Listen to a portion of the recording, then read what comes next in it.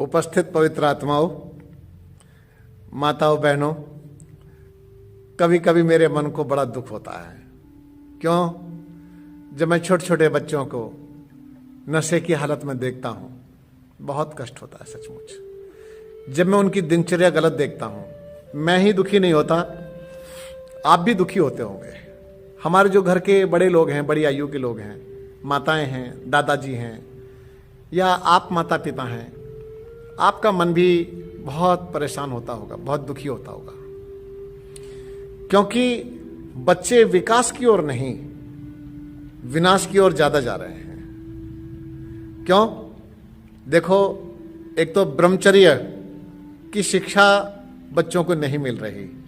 किस तरह से हमारे महापुरुषों के विषय में पढ़ाया जाता था कि देखो उन्होंने ब्रह्मचर्य का पालन किया और स्वस्थ रहते थे, दीर्घजीवी हुए और बड़े बड़े योद्धा हुए। लेकिन ब्रह्मचर्य नष्ट करने के साधन आज हमारे पास में बहुत सारे हो चुके हैं। हमारे बच्चों को स्कूल से भी ब्रह्मचर्य और चरित्र की कोई शिक्षा प्राप्त नहीं हो रही। तो कैसे होगा कल्याण? कैसे बचेंगे हमारे बच्चे? आप जरा बताइए। इधर आधुनिक साधन संसाधन इतने बढ़ गए हैं, ये सुख के चक्कर में दुख में उलझ गए हैं। मोबाइल में क्या क्या देखते हैं बच्चे, कहां कहां हाथ मारते हैं, आपको तो पता भी नहीं चलता होगा।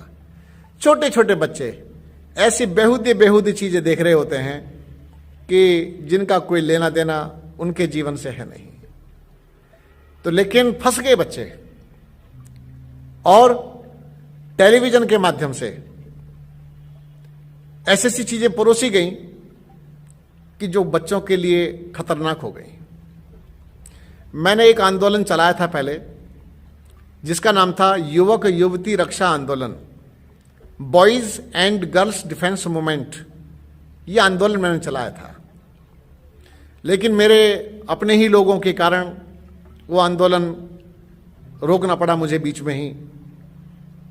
अत्यंत विरोधी खड़े हो गए, अपने ही लोगों ने परेशानियां देनी प्रारंभ कर दी। परंतु हम अभी श्वास चल रहे हैं ना, काम करेंगे, अभी बच्चों के लिए काम करेंगे, बच्चों को जगाने का प्रयास करेंगे। ब्रह्मचर्य की कमी और इधर मेडिकल साइंस बच्चों को कहती है कि शरीर के अंदर वीर्य रोकने की कोई आवश्यकता नहीं। आपको मैं बता देता हूं, वीर्यहीन बच्चे, तो वीर्यहीन बच्चे समाज में गति कैसे करेंगे? कोई रास्ता मुझे तो समझ में आता नहीं है। और इसके साथ जिस बच्चे को स्वप्न दोष की बीमारी होती है, तो डॉक्टर्स उसके विषय में 0, 0 कहते हैं ये तो सामान्य समस्या है।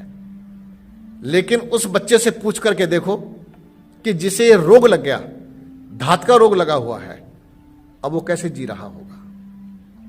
अरे जिस दिन उसके शरीर से स्खलन होता है, कई बच्चों को तो महीनों महीनों लगातार होता रहता है, उनके शरीर में ऊर्जा नहीं बचती, तो कैसे जिएंगे बच्चे? माताओं बहनों, ये समस्याएं हैं। अगर मैं आप सबके सामने ये बातें नहीं कहूंगा तो किसके सामने कहूंगा? बच्चों की हालत अच्छी नहीं है। अब इधर ब्रह्मचर्य नष्ट करने के साधन बहुत, और बच्चों को उकसाया जा रहा है टेलीविजन के माध्यम से, फिल्मों के माध्यम से, सीरियल के माध्यम से उकसाया जाता है। छोटी छोटी आयु में ही लड़कियों को कि लव के चक्कर में कैसे पड़ना चाहिए। यह लव जिहाद का विषय नहीं है, प्रेम के चक्कर में वो अब कोई भी एक लड़का लड़के आपस में चुन लेते हैं एक दूसरे को, वो कोई जीवन साथी नहीं होते हैं, वो जीवन साथी है ही नहीं, और है भी तो पता नहीं वो अपने जीवन में एक दूसरे के साथ टिकेंगे या नहीं टिकेंगे, कुछ पता नहीं। लेकिन दोस्ती हो गई, फ्रेंडशिप जिसको बोलते हैं, ये लवर लवरी बन गए। अभी एक दूसरे के साथ घूमने वाला इनको मिल गया। अब माता पिता को धोखा दे करके ये कहीं के कहीं घूमते रहते हैं। इसको बोलते हैं इंजॉयमेंट। ये पश्चिमी सभ्यता, फॉरेन कल्चर को इन्होंने एक्सेप्ट कर लिया और बच्चे अपना सब कुछ, लड़कियां अपना सील भंग कर बैठती हैं, बच्चे अपना ब्रह्मचर्य नष्ट कर बैठते हैं और माता पिता को नहीं पता चलता। माता पिता की आंखों में तो धूल झोंक देते हैं, कर लो क्या करो। और जब सब कुछ लुट जाता है, लुटने के बाद में अब इनके पास कुछ नहीं बचा, चेहरा मुरझाया हुआ, बुझा बुझा सा, इरिटेशन और मानसिक तनाव, डिप्रेशन, कई सारी समस्याएं अंदर जन्म ले लेती हैं। लेकिन ब्रह्मचर्य चला गया, कौन रोकेगा इन्हें? इसके बाद बच्चों में एक आदत साथ के साथ और पड़ जाती है। जब ब्रह्मचर्य नष्ट हो जाता है, नशा, भिन्न भिन्न प्रकार के नशों में बच्चे लिप्त हो जाते हैं। बच्चे सिगरेट पी रहे हैं, शराब पी रहे हैं, बियर पार्टी चल रही है, मुर्गे खाना प्रारंभ कर देते हैं और वो सफेद सफेद पाउडर से कुछ होते हैं जो टेलीविजन में भी दिखाते हैं, वो बच्चे ड्रग्स लेना प्रारंभ कर देते हैं। अरे उन मां बाप से भी जरा पूछ करके देखो कि क्या हो रहा होगा। समझ नहीं आ रहा, पतन हो रहा है, पतन पतन, नष्ट हो रहे हैं बच्चे, खत्म हो रहे हैं। ये जो हाई प्रोफाइल की जो लाइफ समझते हैं ना बच्चे अपनी, ये हाई प्रोफाइल नहीं है, ये कुछ ही समय में डैमेज हो जाएंगे। कभी कभी इन बच्चों से तो अच्छे हमारे बूढ़े बूढ़े दादाजी है ना, वो दादाजी बहुत अच्छे हैं। क्यों? वो दादाजी अगर एक रैपटा खींच करके मार दें तो झेलना भारी हो जाएगा। तो इस तरह से बच्चों की अंदर की ऊर्जा समाप्त हो रही है, हड्डियां खोखली हो रही हैं, हड्डियों में दम नहीं रहा, करंट नहीं। तो मैं बच्चों से यही कहना चाहूंगा, मेरी बातें कड़वी लग रही होंगी क्योंकि मैं उनके ऊपर बोल रहा हूं। भैया मुझसे लड़ना हो तो लड़ लेना आकर के, और क्या होगा, मुझे कूट लो आकर के। अगर मुझे, क्यों, मैं तो आप सबके कल्याण के लिए जिंदा हूं, मुझे पता है कि आपका जीवन कैसे नष्ट हो रहा है। तो हम लोगों को बहुत सावधान होना पड़ेगा, सतर्क होना पड़ेगा, तभी हम बच पाएंगे, वरना कोई रास्ता नहीं है हमारे पास, कोई रास्ता है ही नहीं। बच्चे नशे में लिप्त हो गए, अय्यासी में लिप्त हो गए, अब पढ़ा लो बच्चों को, क्या पढ़ाओगे? तो इस प्रकार से अब उनकी पढ़ाई मस्तिष्क में प्रवेश नहीं करती, उनका मस्तिष्क शार्प नहीं रहा। एक लड़की जब छोटी सी थी बच्ची, अपनी कक्षा में सबसे नंबर 1 आती थी, 98% वो लेके आया करती थी। लेकिन आज मुश्किल से पास करवानी पड़ती है, उसका माइंड अब काम नहीं करता क्योंकि मेमोरी लॉस हो गई, आंखों पर चश्मे लग गए, शरीर में कई रोग आ गए, चेहरे पर झाइयां पड़ गई, डार्क सर्कल हो गए, हो गई खूबसूरती। अब ये फिर नकली नकली कुछ पे चेहरे पर लगा लगा करके अपने आप को नकली सुंदर दिखाने का प्रयास करेंगे। वो तो ना नेचुरल ब्यूटी, प्राकृतिक सौंदर्य, ये ना होठ ये बिना कुछ लगाए ही सुंदर दिखाई दे, और चेहरे पर चमक मारनी चाहिए, शाइनिंग मारनी चाहिए। कहां से आएगी? वो है ही नहीं, नकली है सब अंदर। तो इसीलिए अगर हम अपना ध्यान रखेंगे तो चेहरा गुलाब की तरह से खिला रहेगा, एकदम फूल की तरह से खिला रहेगा। तो ये ऐसे नहीं मिलेगा। इसके लिए आपको अपना जीवन नेचुरल बनाना पड़ेगा, अननेचुरल लाइफ से हटना पड़ेगा।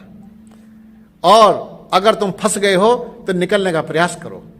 मैं आप सबके साथ हूं, मुझसे क्या सहायता चाहिए, मैं आपके साथ खड़ा हूं, सबके साथ खड़ा हूं। मैं जितना मेरे में सामर्थ्य है मैं आप सबके लिए काम आता रहूंगा। तो इसीलिए आपको मैं निवेदन करता हूं, अपने बच्चों को बचाइए। बच्चों से भी निवेदन करता हूं, बेटा वापस लौट जाओ, वापस लौट जाओ। दुर्गति के बिना कुछ सिवा कुछ नहीं मिलेगा। दुर्गति में नहीं फंसना हमें। गम की अंधेरी रात में दिल को ना बेकरार कर, अरे सुबह जरूर आएगी, सुबह का इंतजार कर, तो जग तो सही। अपनी दिनचर्या अपने कागज पर लिखें,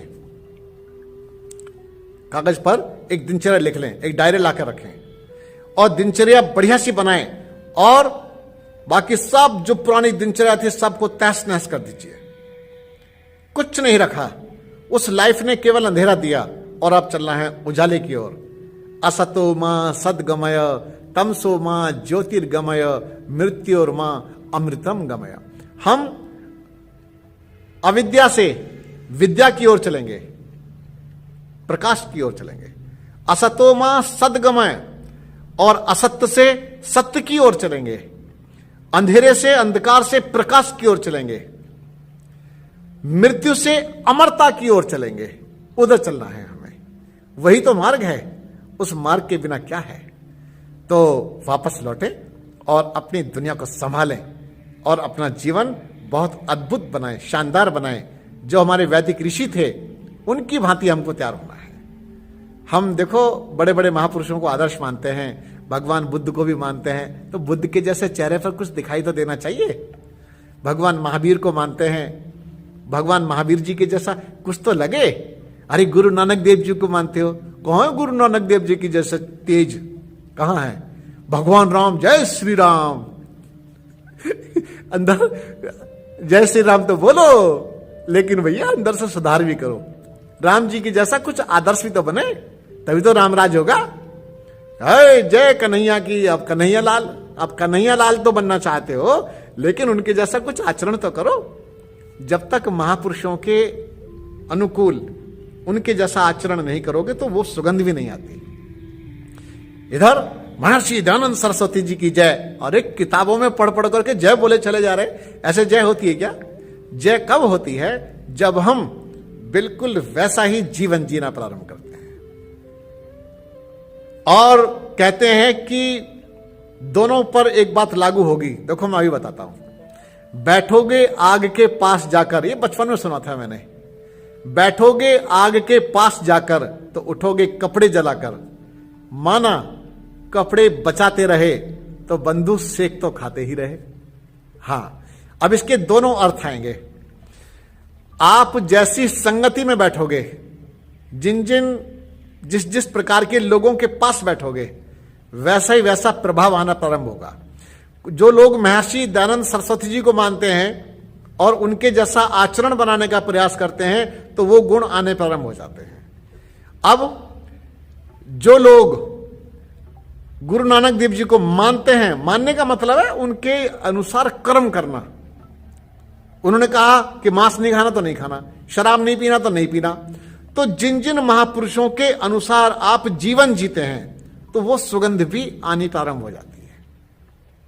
इधर जो कुसंगत होती है, गलत प्रवृत्तियां होती हैं, अब जैसे व्यक्ति के पास आप खड़े हो जाते हैं, यानी कि जो शराब पीने वाला है तो नशेड़ी के अंदर से बदबू आएगी, है ना? शराब की स्मेल आती है, कितना गंदा लगता है। पास में खड़ा हो जाया करके शराबी व्यक्ति तो उसके शरीर से भी बदबू आती है, तो उसके जैसा प्रभाव आना शुरू हो जाएगा। अच्छा व्यक्ति तो भागता है उसकी ओर से। तो अब कोई व्यक्ति धूम्रपान कर रहा है, बीड़ियां पी रहा है, तो बीड़ियां पीते पीते आपके पास आ जाए, ओ भैया वहीं रुक, जरा वहीं रुक, तो उसको आप पास में नहीं आने देते, उसके पास खड़े नहीं होते। तो इसी प्रकार से अगर आप लगातार उसकी संगति करना प्रारंभ कर दें, उससे प्रेम कर बैठे, तो जानते हैं क्या होगा? फिर आपको वो धीरे धीरे अपने साथ फंसा लेगा। मेरे साथ भी हुआ मुझे एक दो चक्कर झटके लगे, एक दो मुझे भी। मैं तो सब खुला बोलता हूं। देखो मैंने बताया भी था, एक दिन तंबाकू खाया था मैंने, एक दिन। क्यों? एक मेरा साथी था, उसने कहा, बोले वो तंबाकू ऐसे हाथ पर रगड़ रहा था, मुझसे बोला लेगा। मैंने कि कुछ खाने की चीज बढ़िया होती होगी, तो उसने थोड़ा सा तंबाकू दिया अब मेरे हाथ पर। उसने तो अपने यहां ऐसे दबा लिया, मैंने उसकी पंखी मार ली, पंखी मारी और धड़ाधड़ उल्टी उल्टी हो गई। उसके बाद दोबारा तंबाकू नहीं खाया। तो इसी तरह से मैंने भी गलतियां की हैं, लेकिन मैं सुधर गया और मुझे अच्छे महापुरुष मिल गए, अच्छे मेरे गुरुदेव मिले, उन्होंने मेरे जीवन को बढ़िया बना दिया।